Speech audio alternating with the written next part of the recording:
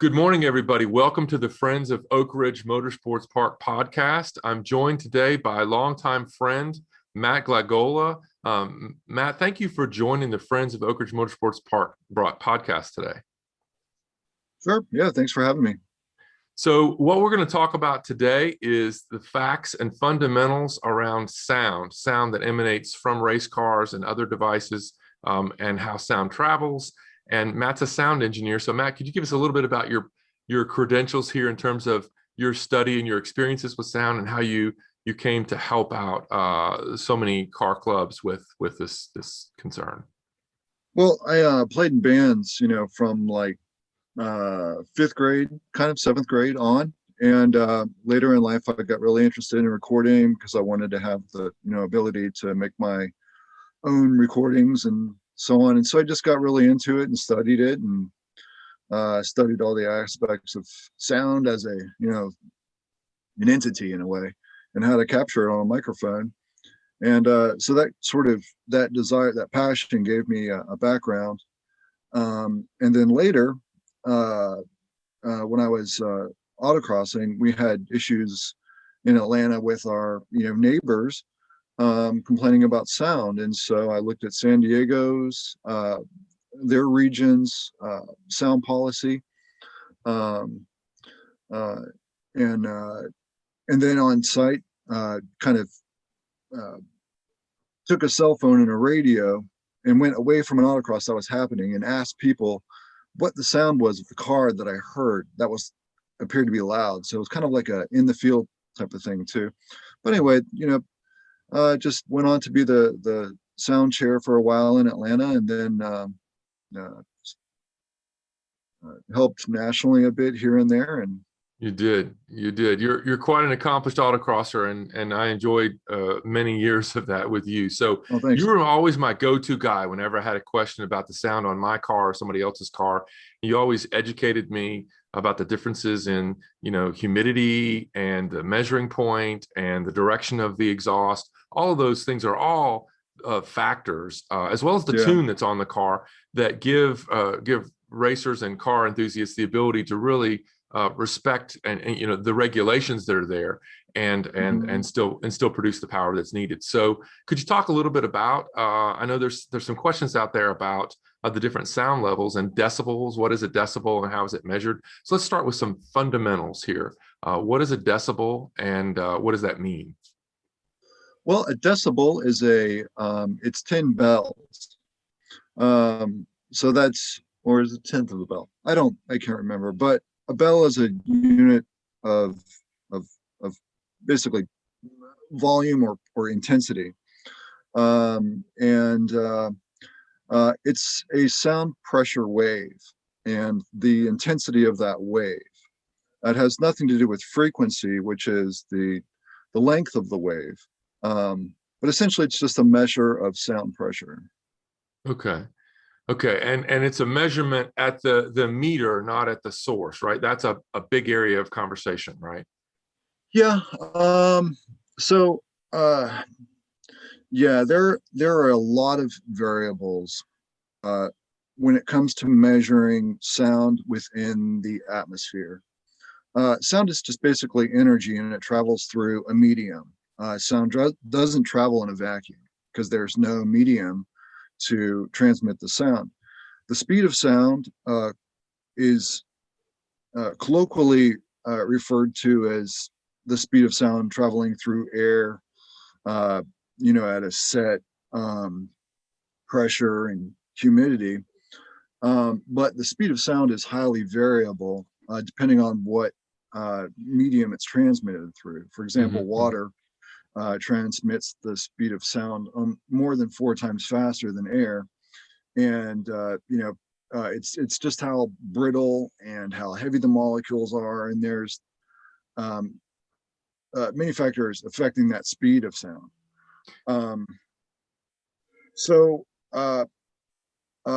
The best we can do, and it's really pretty flawed, is to try to set rules to control the sound of various items. In this case, we're talking about race cars on the track. Um, and so we're left with a meter, which is basically a microphone that has a diaphragm that moves back and forth as sound pressure waves hit it.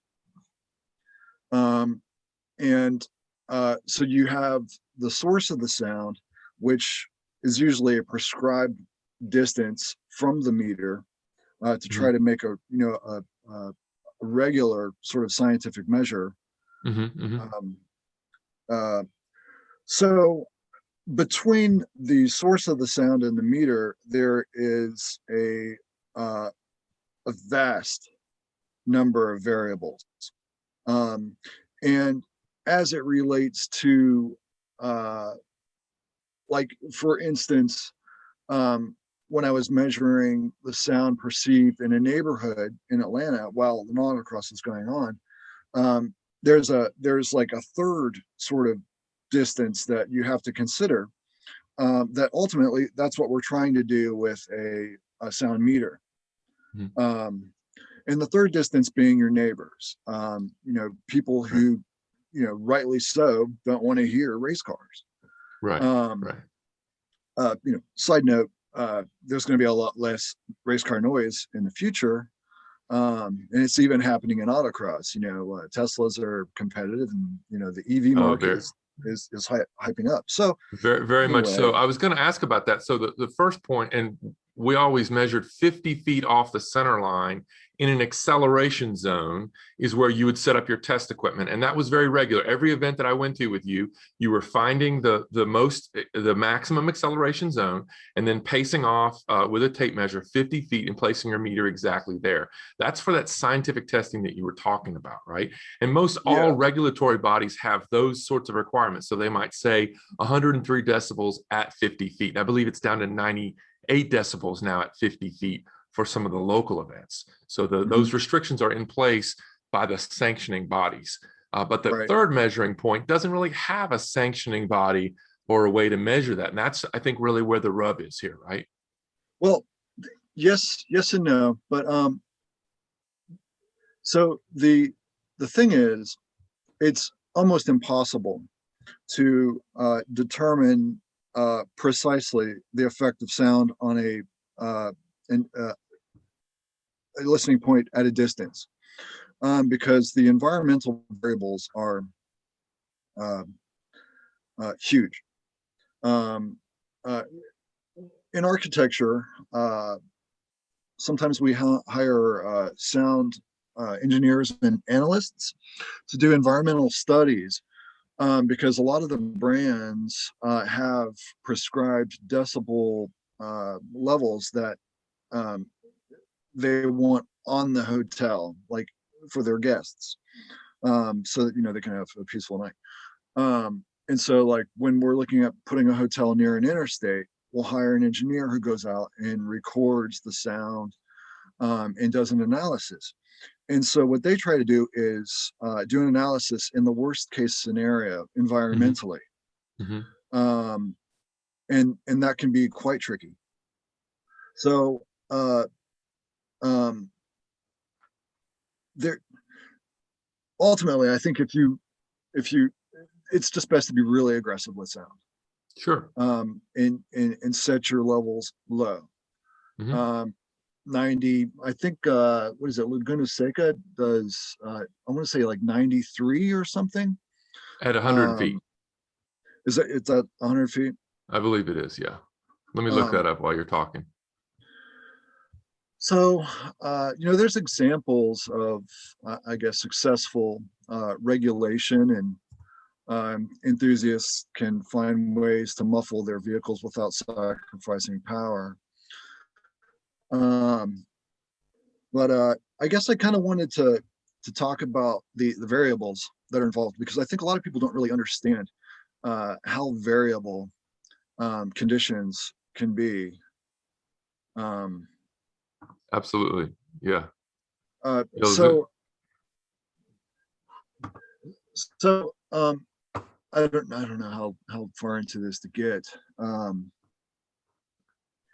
you have a drawing you want to share with the audience today, and kind of a primer? I do, but yeah, I do.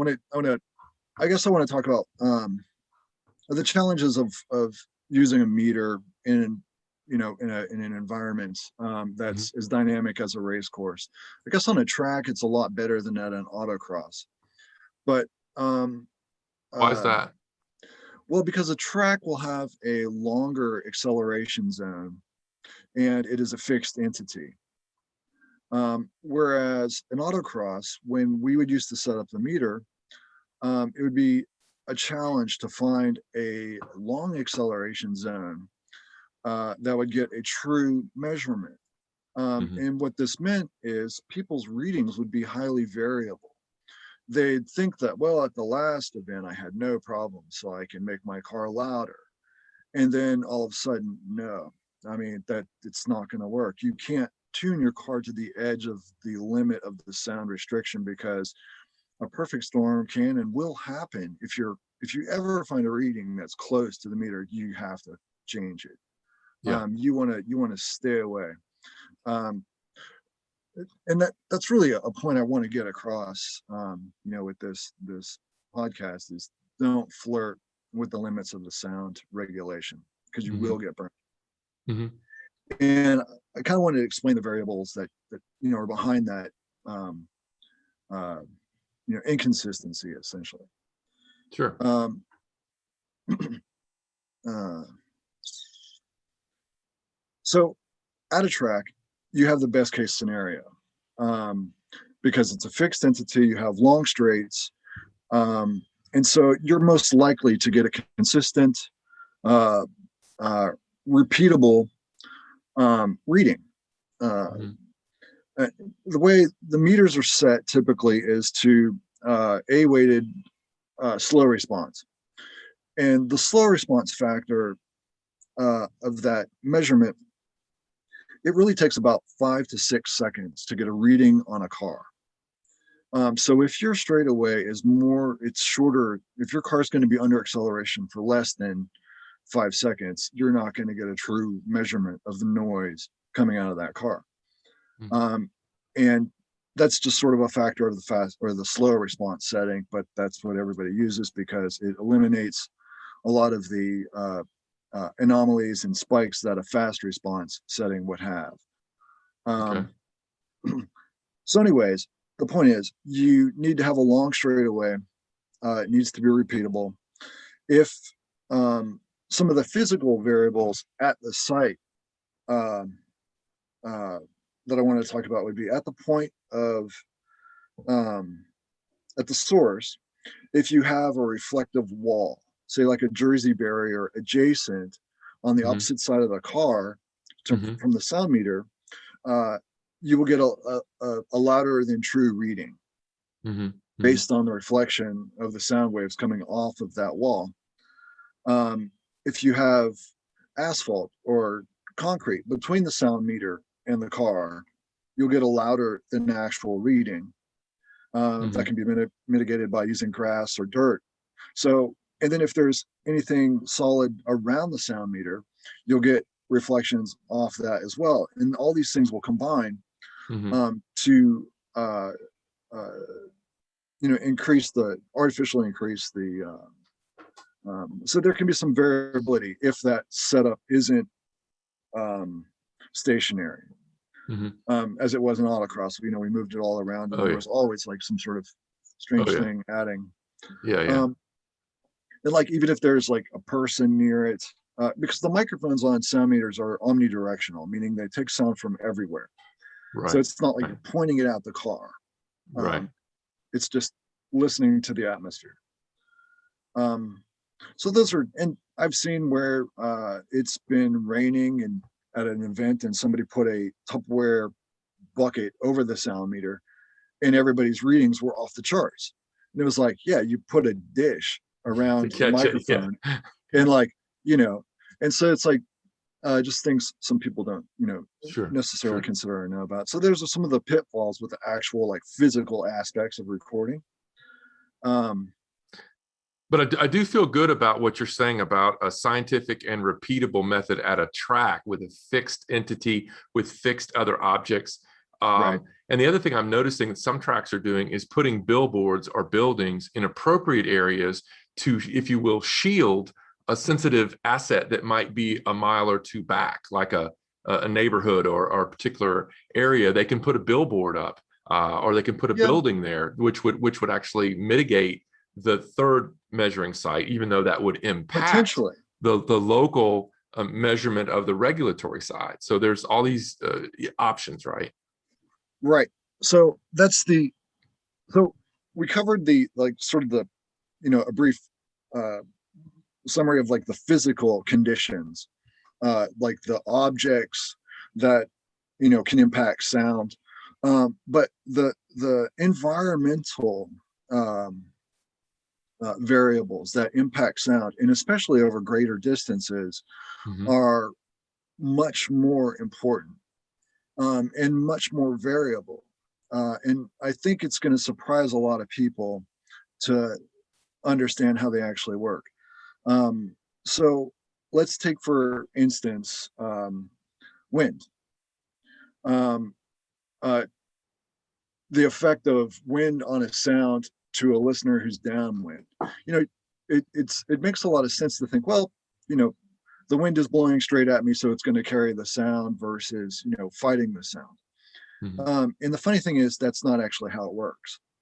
Um, Sound is interesting because it refracts and bends like light, um, which is like kind of a real sort of abstract concept to get. But um, in the uh, so basically, sound emitting from a source uh, in uh, a consistent space will go directly out, kind of like you've seen an atom bomb explosion. Just picture a perfect half sphere, Mm-hmm. and then a bounce off the ground as well. But if there's wind, um, uh, uh, you'll have slower moving wind at the ground, Mm-hmm. and faster. It'll be a gradient of wind speeds as it leaves the ground, and so through viscous drag, basically. So what happens is sound waves, uh, uh, they bend towards slower velocity areas in a medium.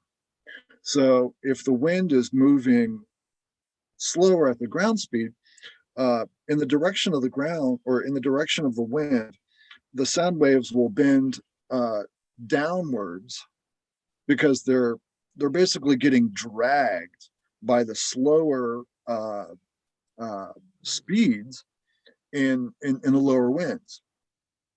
And so what happens is, instead of actually getting carried to you in the wind, what you're getting is the sound waves that would normally be going straight up or out over your head are getting bent at you. And so, uh, uh, Interesting. yeah, it's really weird. It's not like how you would think that would work. Not at all. Not at And then all. on the upside of the wind, they're bending upwards. And so you can Mm-hmm. create what's called a sound shadow, where you won't hear the noise at all. They won't even make it to you, especially if like you're close to the ground. It won't even come at you. And that's very every day. If the wind is blowing left to right one day or right to left the other day, it'll be the opposite. So Right. So you have to, I think, consider prevailing winds. mhm. Um, That's in an in interesting, a really interesting point. it was discovered in the 1800s, and this observation was used for like battle, for the art of surprise. Mhm.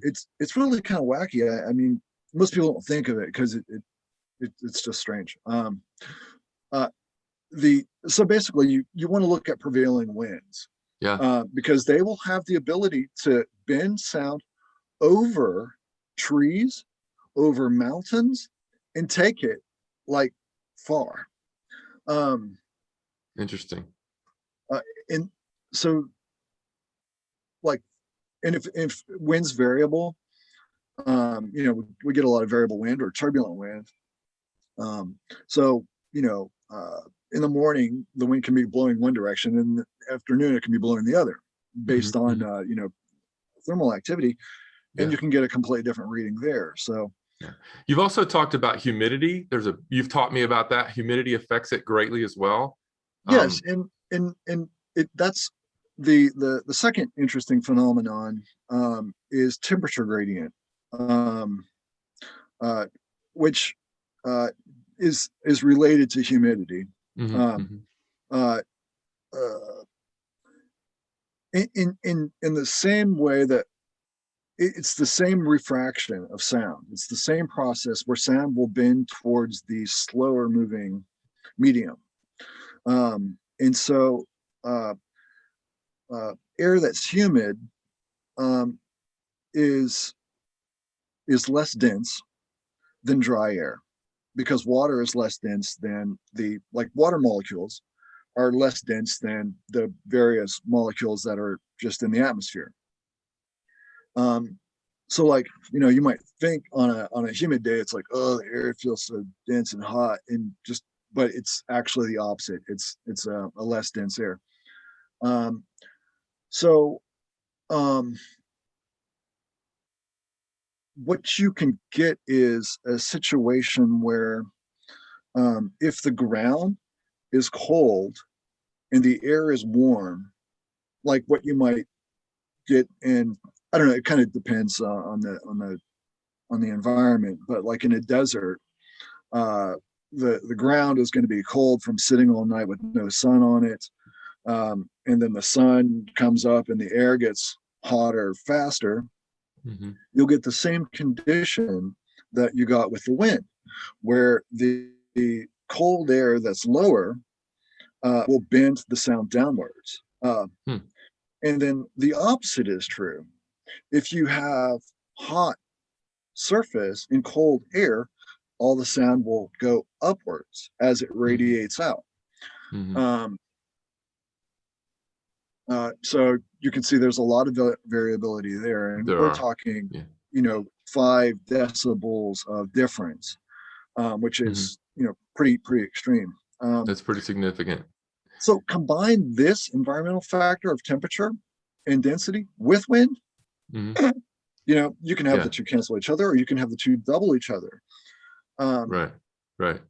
uh, I think people are just now getting to understand how complex this discipline is, and that's why I wanted to go to you, my answer guy, to talk a little bit about it. But on a perfect day with average environment and average humidity and average wind, um, how do decibels attenuate over distance? So say Laguna Seca 100, sorry about that, Laguna Seca 100 feet away, measurement point. How would that sound if it were, say, a 92 at 100 feet away? How would it be at 200, 300, and 400? What's the scale on an average day? How how those sound waves would decrease over that distance? um, well, that's also highly variable. Okay. And really, I don't think there is an average day, from a meteorological point of view. Okay. Um, And you said at uh, the outtake of the podcast to take the worst case and be aggressive. So I think maybe that's the right. direction we need to go. Yeah. Uh, so and it depends on where you are. Uh, sound is attenuated uh, as the energy in the sound is absorbed into the medium. Um, Air is a pretty good absorber because it's compressible, versus something like a steel railroad tie or track. Mhm. That's you can hear a train if you put your ear to the track way before you'll hear it in the air. Yeah. But sound is compressible, so you lose energy through the compression, in the form of heat. But um, and you'll lose your higher frequencies first. So um, uh, the base frequencies will travel the furthest because they have basically the most energy. Mhm. Um, and so, like when you hear thunder, it rumbles. You don't hear necessarily the crack unless you're right next to it, Mhm. and Mhm. that's quite accelerating. But um, so you'll have the high frequencies attenuated, the mid range will attenuate next, and so on down the way. And so it's kind of hard to say like there's a rule of thumb about, the distance being a logarithmic scale, and so it drops so many decibels. But I don't really feel that does anyone a service when trying to understand. Uh, it, it's just really difficult to think about it as an absolute, because, Mhm. like I said earlier, the variables are numerous. Um, Mhm. So, mountains, forests, trees, those kind of things between sound sources and, areas of concern are good. Uh, I mean, if you don't have the case where you have sound refracting over a mountain range, uh, Mhm. mountains are excellent at absorbing sound, Mhm. bass frequencies. Um, Trees are really great at absorbing sounds. Um, um, uh, So I don't know. You really have to consider prevailing winds, because that's going to kind of, if you're Mhm. downwind of a source, odds are most of the time that you have greater odds of that source sound traveling farther. Mhm. Mhm. Um, But that being but said, I think there's some concern that a straight pipe V8, which is around 115 decibels, when you're putting your ear right up to the tailpipe or when you're real right near it, that's ear damage, right? I think the concern is people whose homes are 3 miles away are going to be hearing 115 decibels on their porch. Now, first of all, the assertion is wrong that there won't be 115 decibels ever allowed on this track ever. And they'll put you on a trailer and send you home right away. So that scientific measurement point you talked about is going to eliminate that use case. But in the event that there was 115 decibels on the track, it is going to attenuate over 3 miles to the next nearest home. Somebody sitting on their front porch is not going to be hearing 115 decibels on their porch. Am I correct about that? yeah. I mean, yeah, absolutely. Some days they may not hear a peep at all. It'll be Mhm. dead silent. Yeah, we want to be respectful of the community, and we want to work with the track designers. Tilkey's going to do the track design, and we want to work with them to put those requirements in place, those acceleration zones, those measurement points in place that are respectful. I mean, we want to be a good partner in the community and produce a track that we, the enthusiasts, can enjoy, that fans can enjoy, that you can have a conversation when you're trackside. But additionally, we don't want to have an impact on those neighbors that are 2, 3 miles away, maybe over a hill, but still those winds do carry over that hill. So we want to be respectful of that. So this has been a great conversation. Do you want to share that slide that you were Yeah, talking about? Maybe yeah. kind of This talk us just through that. yeah, sure. Let's see. Share the screen. Yeah, I think a lot of people think that there's just a formula that you can use. And the reality Yeah. is there is a formula, but the problem is there's so many inputs to the formula that there's too many unknowns to solve Mhm. this math problem. So we need to be aggressive. Go ahead. This is a great slide. That's right. So, what you have here in the center is the origin of the sound, Mm-hmm. and to the right of the slide, you have what would be downwind. And so you can see the frequencies bend downwards Mm-hmm. as they're pulled into the slower moving air. Think about Mm-hmm. like you're driving your car on the road or on a track and you go off. Your car pulls to the if it's sand, it pulls in the sand, and it's kind of like the same thing. It basically pulls the wave. Mm-hmm. Um,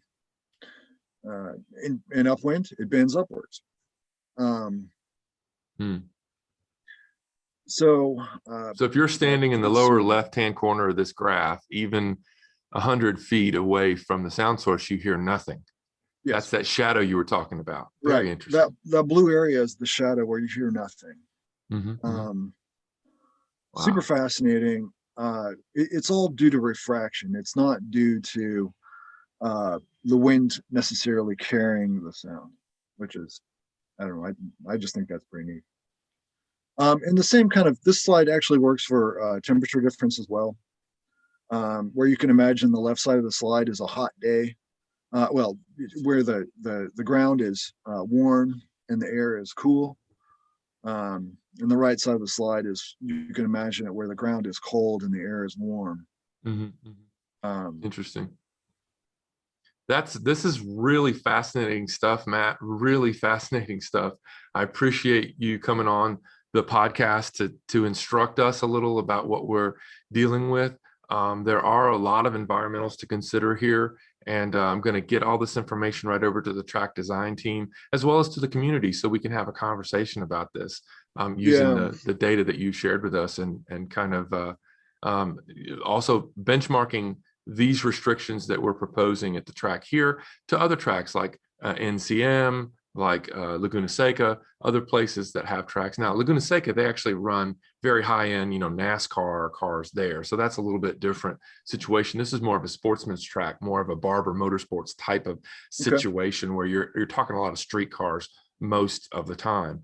And so I think, but it's still important to have these conversations. It's important to have factual-based, science-based conversations, and not the people who are worried about 115 decibels on their back porch, because that's not what we're talking about here. So wonderful talking with you. Any closing words for us as we venture down this journey of trying to understand the prevailing winds, the temperature, the mountain ranges, the greenery, the billboards, the concrete barriers that reflect, the scientific sounds, measuring points, just a lot in our heads to think about today. But any other final thoughts as we wrap up with you, Matt? I guess you really have sort of two customers. You have the participants using the track, and then you have the community, or two interest groups. Absolutely. That may both very important. Both very important. Right, and they may have competing interests, but I think it's real important to get a very sort of static measuring system in place that doesn't introduce any variable, so that people who come to the track will have a better idea if they're approaching the limits. And then my other advice is to be very conservative with the regulations. I think those are both great, but that's great advice for both parties, and we want to be sensitive to both the people that use the track and to the community. So Matt, I'm hoping at some point, you're out on the West Coast right now, I'm hoping at some point you get back to the East Coast. Looking forward to visiting with you again and catching up at a later date. If you're ever in this area, want to have you come by the track once we get it built, and love to see you there. Appreciate your time today. It's been very, very informative, as I expected it would be. And hopefully this starts a conversation within the community. I'll tag you in it, and there may be people that will ask you questions to clarify a point here or there. So hopefully you'll be able to jump on there and respond as well. So again, thank you for joining us, Matt, and thank you to my listeners and viewers out there. Look forward to seeing you on the next podcast of Friends of Oak Ridge Motorsports Park. Thanks for coming. Thanks a lot, Brian.